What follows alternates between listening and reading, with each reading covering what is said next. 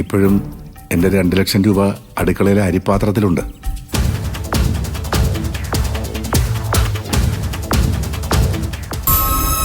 ഞാൻ മനസ്സിൽ പോലും വിചാരിക്കാത്ത കാര്യങ്ങളാണ് ഇപ്പോൾ ഈ കേൾക്കുന്നത്. ഞാൻ ആരുടെയും പണം മോഷ്ടിച്ചിട്ടില്ല. എനിക്കെൻ്റെ ആവശ്യമില്ല. ഏതെങ്കിലും കള്ളന്മാര് പറയൂടാ ഞാൻ മോഷ്ടിച്ചു എന്ന്? പറയൂ. ഇയാളെ നല്ല രീതിയിൽ ചോദ്യം ചെയ്താൽ സത്യം പുറത്തു വരും. എന്റെ 20,000 എവിടെയാണെന്നുള്ളത് ഇയാളെ കൊണ്ട് പറയിപ്പിക്കണം. എന്തിനാ? ഞാൻ ഈ വീട്ടിൽ നിന്ന് എങ്ങോട്ടും പോയിട്ടില്ല. എന്നെയും എൻ്റെ ബാഗ് നിങ്ങൾ പരിശോധിച്ചോ? അല്ല, അമ്മ എന്തിനാ ഇതുവരെ അത് അടുക്കളയിൽ സൂക്ഷിച്ചേ? അമ്മയുടെ മുറിയിൽ നല്ല അടച്ചുറപ്പുള്ള ഷെൽഫ് ഉണ്ടല്ലോ. അല്ല, അത് പിന്നെ വീട്ടിലെ പെണ്ണുങ്ങൾ അങ്ങനെയാടാ. പിന്നെ അത്യാവശ്യമുള്ള കാശൊക്കെ അടുക്കളയിലാ സൂക്ഷിക്കുന്നത്. ചിലരൊക്കെ ഏറ്റവും സുരക്ഷിതമായിട്ട് കരുതുന്ന സ്ഥലവും അടുക്കള തന്നെയാ. ഞാനും സോനയും കൂടി അടുക്കള മുഴുവൻ അരിച്ചു പെറുക്കിയതാ. പക്ഷേ ഞാൻ സൂക്ഷിച്ച പണം മാത്രം കാണാനില്ല. ദേ, ഇയാളല്ലാതെ സംശയിക്കത്തക്കതായിട്ട് ഒരാളും അടുക്കളയിൽ കയറിയിട്ടുമില്ല. പിന്നെ പ്രതിഭ വന്നതിന് ശേഷം അടുക്കളയിൽ കയറി ഒരു ചായ ഇട്ടെന്ന് തോന്നുന്നു. അവളെ നമ്മൾ സംശയിക്കേണ്ട കാര്യമൊന്നുമില്ലല്ലോ. അതെ, വേണമെങ്കിൽ അവളെയും സംശയിക്കാം. ഇതുവരെ ഇങ്ങനൊരു കളവ് നടക്കാത്ത സ്ഥലത്ത് പ്രതിഭ വന്ന ശേഷം കളവ് നടന്നെങ്കിൽ ഉറപ്പായിട്ടും അവളെ സംശയിക്കേണ്ടതാണ്. അതിന്റെ ആവശ്യമില്ല. ഇയാളാണ് ആ പണം മോഷ്ടിച്ചതെന്ന് എനിക്ക് സോനിക്ക് ഉറപ്പുണ്ട്. ഒന്നുകിൽ ഇയാളെ എന്നേക്കുമായിട്ട് ഇറക്കി വിടണം, അല്ലെങ്കിൽ ഇയാൾക്കുള്ള ശിക്ഷ കൊടുത്ത് സത്യം പറയിപ്പിക്കണം. 20,000 രൂപയല്ലേ പ്രശ്നം? അതിന് നമുക്ക് പരിഹാരം ഉണ്ടാക്കാം.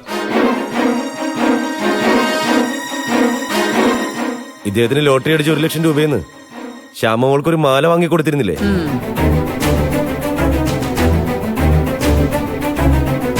ആ മാല തിരിച്ചു കൊടുത്തേക്ക് സോനെ.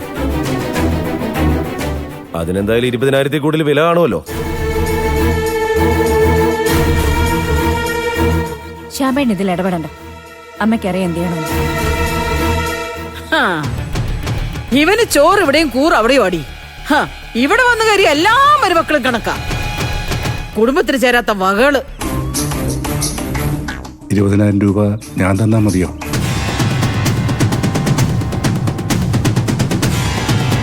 മോഷ്ടിച്ച കാശല്ല, അല്ലാതെ എൻ്റെ കയ്യിലുള്ള കാശ. അത് ഞാൻ തരാം. കണ്ടോ കണ്ടോ, കള്ളന്റെ യഥാർത്ഥ രൂപം പുറത്തു വരുന്ന കണ്ടോ? രാത്രിയിൽ പുറത്തു നിന്നും വന്ന കള്ളന്മാര് ബാഗ് തട്ടിയെടുത്തിന് ശേഷമേ 5 പൈസ കയ്യിലെന്ന് പറഞ്ഞ ആളാ. അയാൾ 20,000 രൂപ എടുത്തു തരാമെന്ന്. അത് മോഷ്ടിച്ച കാശല്ലെങ്കിൽ ഭൂമിയിൽ നിന്ന് മുളച്ചു വന്നാണോടോ? ആണോ? കൊള്ളാലോ. അതിന് കയ്യിൽ വേറെ കാശില്ലെന്നല്ലേ അമ്മേ പറഞ്ഞുള്ളൂ. ഒരാൾക്ക് വ്യക്തിപരമായിട്ട് മറ്റെവിടെയെങ്കിലും സമ്പാദ്യം ഉണ്ടായിക്കൂടെ? അതിൽ നിന്ന് 20,000 തരാമെന്നാണ് പറഞ്ഞെങ്കിലോ?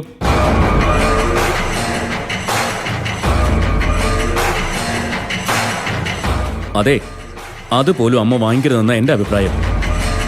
അമ്മ അടുക്കളയിൽ 20,000 രൂപ സൂക്ഷിച്ചിട്ടുണ്ടെങ്കിൽ ആ പണം അന്ന് ലോട്ടറി അടിച്ചതിന്റെ ബാക്കി ആയിരിക്കണമല്ലോ.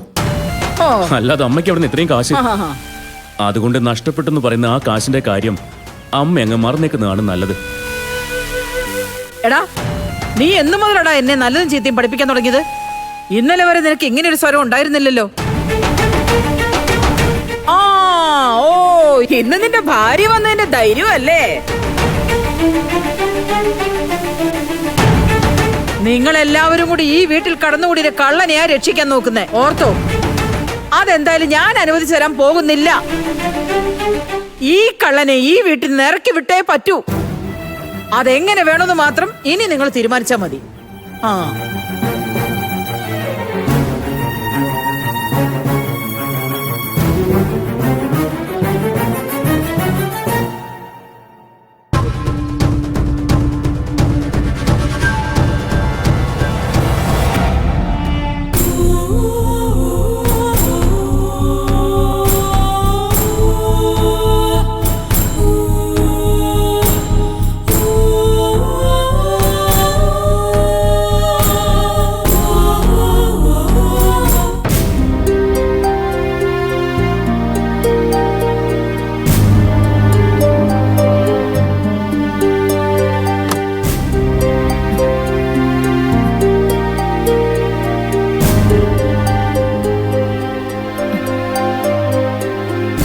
പ്രശ്നങ്ങളൊക്കെ തീർന്നോ സത്യേട്ടാ?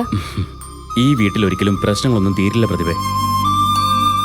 അല്ല, നീ എന്താ മുറിയിൽ തന്നെ ഇരുന്നത്? നിനക്കങ്ങോട്ട് വരാമായിരുന്നില്ലേ? എന്നോട് ഇവിടുത്തെ ഒരു കാര്യങ്ങളിലും ഇടപെടരുതെന്ന അമ്മയുടെ ഓർഡർ. ഇപ്പൊ നിനക്ക് മനസ്സിൽ തോന്നുന്നില്ലേ അമ്മയുടെ പെർമിഷൻ ഇല്ലാതെ ഇങ്ങോട്ട് വരണ്ടായിരുന്നു എന്ന്?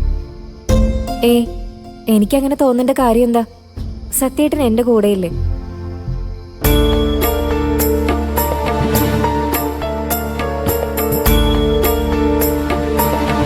വാ ഇരിക്കും.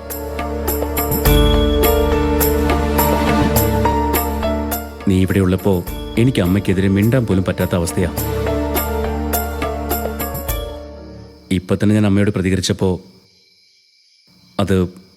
അത് നീ വന്നതിന്റെ ധൈര്യത്തിലാണെന്ന് അമ്മ പറയുന്നേ. അപ്പോ ഞാൻ കൂടെയുള്ളത് സത്യേട്ടൻ ഒരു ശക്തിയായിരിക്കുമെന്ന് അമ്മയ്ക്ക് അറിയാല്ലേ?